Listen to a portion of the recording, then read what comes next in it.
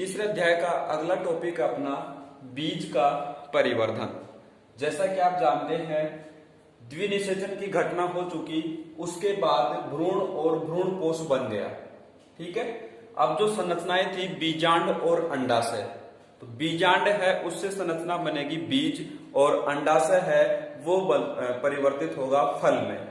तो देखिए बीज का जो परिवर्तन है उसमें कौन कौन सी घटनाएं होती हैं, उनकी परिभाषाएं आपको समझनी है।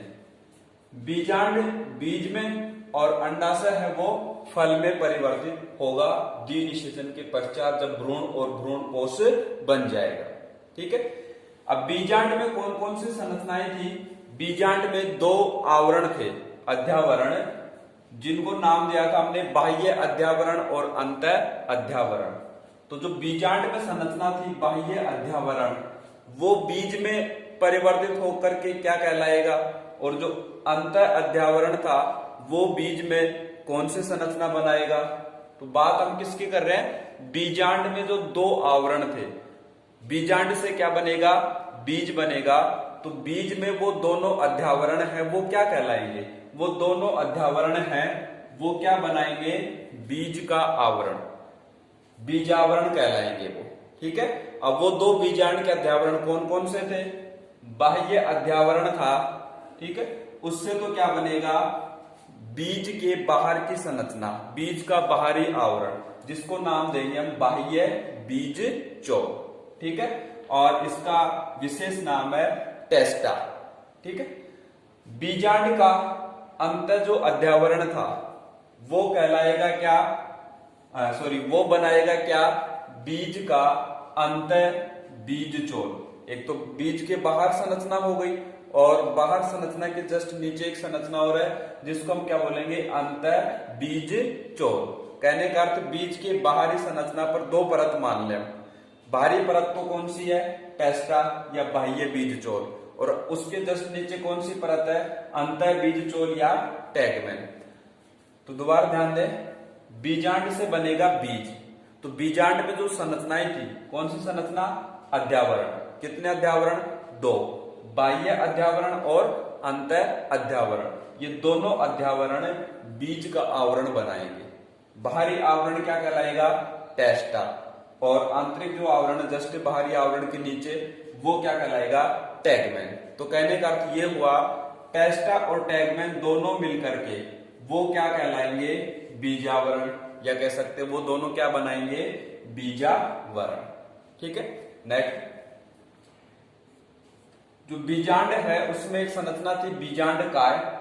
वो जब भ्रूणपोष बनता है उस समय उपयोग में आ जाता है, सामान्य स्थिति अधिकांश पादपों में। परंतु कुछ इसमें अपवाद भी है, कुछ पादप है जैसे काली मिर्च है, उसमें जो बीजांड काय जो संरचना थी वो भ्रूणपोष परिवर्तन के समय उपयोग में न आकर के वो भ्रूणपोष के चारों ओर एक पतली झिल्ली के रूप में एकत्रित हो जाती है। तो उस संरचना को क्या नाम देंगे? परिभ्रूणपोष। ठीक है, ये सारी संरचनाएं बीज से संबंधित है। बीजांड काय है वो अधिकांश पादपों में भ्रूणपोष परिवर्तन के समय उपयोग में आ जाता है, परंतु जैसे एक उदाहरण बताया हमने काली मिर्च, उनमें भ्रूणपोष के बाहर एक परत बना लेगा तो वो कहलाएगा परिभ्रूणपोष। ठीक है, नेक्स्ट है कुछ पादपों में बीजांड के चारों ओर, बीजांड जो संरचना है उसके चारों ओर एक उत्तकीय मासल संरचना है जिसको विशेष नाम दिया गया है एरे। और इसको हम एक उदाहरण द्वारा समझ सकते हैं। जो लीची में खाने योग्य जो भाग है वो कौन है? एरिली ही है, जो क्या है? बीजांड के चारों ओर एक मासल आवरण है। कुछ पादप है उनमें जो बीजांड द्वार वाला किनारा है, बीजांड द्वार की ओर, बीजांड द्वार वाला छोर भी कह सकते हैं, वहां पर एक सफेद रंग की संरचना है जिसको कैरेंकल नाम दिया गया है। जैसे अरंडी है उसमें कैरेंकल उपस्थित रहता है। ये तो बात हुई द्विबीजपत्री। एक बीजपत्री की हम बात करें तो अधिकांश एक बीजपत्री पादप है उनमें बीजांड द्वार वाला जो छोर है उस पर एक प्लग के नुमा संरचना है, और वो प्लग नुमा संरचना क्या कहलाती है? ओपर्कुलम। तो ये 4-5 परिभाषाएं इससे संबंधित, बीज के परिवर्धन से संबंधित। आरबीएससी अपने उसमें वैसे डाइकोट द्विबीजपत्री, मोनोकोट एक बीजपत्री जो बीज हैं उनकी संरचनाएं विस्तार से, वो एनसीईआरटी का टॉपिक है। अपने आरबीएससी में ये कुछ चरण है, इनकी परिभाषाएं आपको ध्यान में रखनी है। एक इसी से संबंधित टॉपिक है कि भाई बीज कितने प्रकार के होते हैं, किस आधार पर डिवाइड किया गया है। ये वर्गीकरण के तो कई आधार हो सकते हैं, जैसे एक बीजपत्री, द्विबीजपत्री, ठीक है, परंतु यहाँ पर हम जो बात कर रहे हैं बीज के प्रकार की, वो है भ्रूणपोष के आधार पर, भ्रूणपोष की उपस्थिति के आधार पर। यदि भ्रूणपोष का पूर्ण उपयोग हो जाता है किसमें, भ्रूण के परिवर्धन में, और जो परिपक्व बीज है उसमें भ्रूणपोष उपस्थित है ही नहीं, बीज भ्रूणपोष रहित है, तो उसको हम क्या बोलेंगे, किस प्रकार का बीज बोलेंगे, अभ्रूणपोषी बीज, ठीक है। और अधिकांश जो द्विबीजपत्री है जैसे मटर, चना, मूंगफली, ये सब किस बीज के उदाहरण है, अभ्रूणपोषी बीज के, ठीक है। अब इनमें जो खाद्य पदार्थ है वो किसमें एकत्रित रहता है, जो इनके बीज पत्र है उनमें एकत्रित रहता है। मटर, चना, मूंगफली ये सब द्विबीजपत्री है, तो जो इनके बीज पत्र है उनमें खाद्य एकत्रित है।